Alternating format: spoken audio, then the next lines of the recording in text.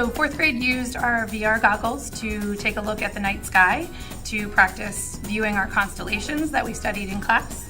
And then they also got a chance to take a tour of the solar system.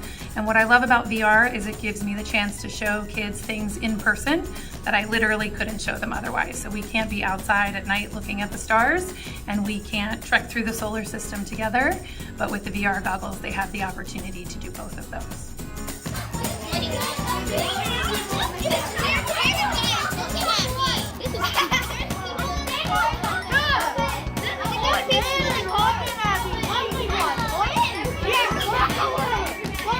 What I liked about the VR headsets is that I was doing a read aloud with my kids called Balloons Over Broadway, and I needed to give them some background knowledge about New York City and Broadway, so the VR headsets provided that background knowledge and that experience for the kids who basically have never been there. So they really enjoyed getting to be put in the situation of New York City, the hustle and bustle. They were a bit overwhelmed with all the sounds and the people, but they had a great experience, and I'm so grateful that we were able to use them. Cathedral has more to do with function and just kind of religious connotations, but this particular cathedral they started building it in 15. And for me personally, I got to take students from an aerial view up above Germany to a castle to a Christmas market, all within a matter of a few minutes. You could jump from one thing to the next and kind of go on this really quick virtual adventure. I noticed that the students really liked it because it gave them a chance to just get immersed in their own curiosity and kind of develop that sense of wonder.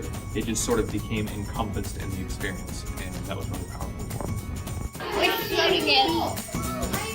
What big red thing? Like the house? Go to those. And then go in the wall. In the wall? Like there? My students were able to use the VR headsets for a lesson last week, and they were so excited and engaged. I chose to have them look through an immersive experience at the Native American homes because that is a connection to what we're studying in class. The students afterwards were able to really make a connection to the content because they were able to understand why the hunter-gatherers that we learned about were able to pack up their teepees and follow the herds. So it was a great experience for them to connect what we're learning in the textbook, what we're learning in conversations with an immersive experience. What you're watching is the upper course of a river. Okay? The upper course of the river is where the river starts. And it is a very steep area, and the water is extremely fast there. And the upper course of a river will actually take chunks of rock and soil and things like that because the water is very powerful, and it pushes those things down the river. So what I love about ClassVR is that it comes with all of this amazing content. And as you can see on my screen, these are just some samples of some of the playlists that our teachers have put together. So we have everything from third graders visiting the solar system all the way up to high schoolers taking a trip to Germany. And all of this content comes with ClassVR. So it's too easy to create playlists and get it out to teachers.